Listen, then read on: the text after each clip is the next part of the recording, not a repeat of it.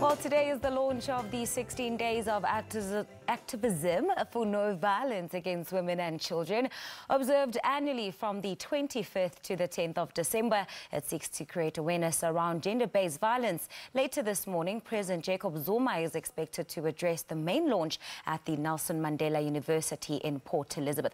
For now, we cross to SABC journalist Diviwe Boti, who will be telling us more about today's proceedings.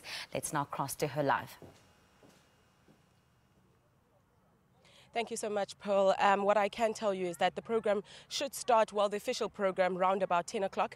But this year, 16 Days of Activism comes at a time in South Africa where we see the numbers in terms of stats very high and concerning. 1 in 5 women being affected by abuse and violence. 1 in 3 children also affected by abuse and violence, specifically sexual violence or sexual abuse when we're speaking about children. And over 40% of men actually assaulting women back at home. And I think the problem is that it's difficult to identify because these actions are happening at home and not at large in the community. But one thing that government has also seen through conversation and investigation of communities is that we have a scourge of violent communities where violence is prevalent in their communities, at school, at home. So we are actually raising a violent society as well. But obviously, when we speak about abuse, whether it be sexual or emotional, there are always underlying factors. And the question of why do people stay in these relationships? We're going to speak now to Dr. Tanya, who's a psychologist who's going to tell us a bit more in terms of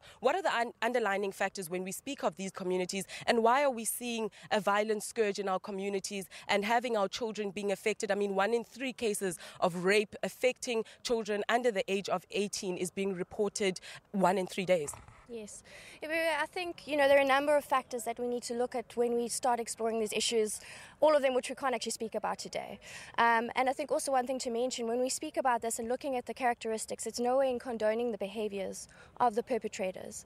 But having said that, looking at one thing, it's 2017, and I think we're still largely entrenched in a society that is governed by patriarchy, where we have situations that exist where, the male is the head of the household, in control, and often the woman in the household is then under his control. That leads to cases, often what we see, of power dominance, where an individual feels that they're able to do whatever they want to gain that control in the situation. When we add in factors like poverty, we see high rates of poverty in our country. And what happens there is if you have an individual who's meant to be that person who is in control, who's able to provide for his family, and now he's unemployed. Here we see a situation where there's a person who can't provide for his family and often feels out of control. And in those situations, I think something that we don't often understand is that abuse is actually often utilized. If someone points a gun in order to get a cell phone, the gun is used as that thing to get the cell phone or the money.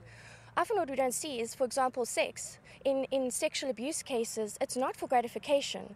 That is used as the tool to gain power back. And that's what I think we're sometimes seeing in these situations where a person is trying to make another person lower than they're feeling low, make them feel lower than to gain control back in a situation where they feel completely out of control.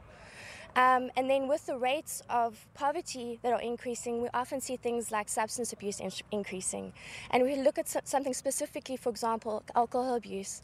You often see a correlation, so a link, between higher rates of substance like alcohol abuse and aggression, because it leads to a disinhibition of that person where their impulses, they're just acting on that, and that often leads to violence as well. And then also, I think one of the main issues that are affecting South Africa, which is a big concern we've seen on social media as well, femicide. Every 4 days, a woman is killed in South Africa by her partner at home.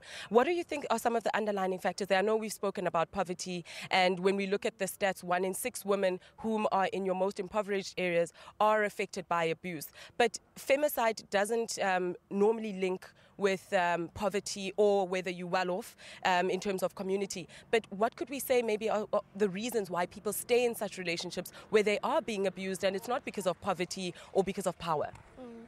I think often it's also like the one word we use is a legitimization of violence, where it becomes almost accepted in communities, where people know about these things that are happening, but they don't do anything because it's like, oh, this is what happens. And I think for us, one of the main things that we need to do as a community is start standing together and going, we're not okay with this anymore. You know, this is not something we're going to accept. A woman, it's her body, you know, she gets to be in control, and to start educating people. I think education for me, knowledge is power. And to start actually changing those views, and I know it's very hard, but to go and change how people actually see these situations, and so we start going, this isn't okay anymore. Thank you so much, Tanya, for speaking to us. Well, there we have it. More awareness and education needs to be done in our communities to ensure that people know about these things. You will remember that the Minister of Social Development, Bathabile Dlamini, through these days of 16 days of activism, has also urged community members to use that gender-based violence call center which they have, which is able to even locate your location without you having to tell them, and as well as links you immediately to a social worker near to your area or over the phone. They're also linked to emergency centers, as well as protection homes for those whom feel that, you know, they are at a place where they're being abused and they are feeling scared. But for now, we'll be bringing you more a bit later. But for now, it's back to you in studio.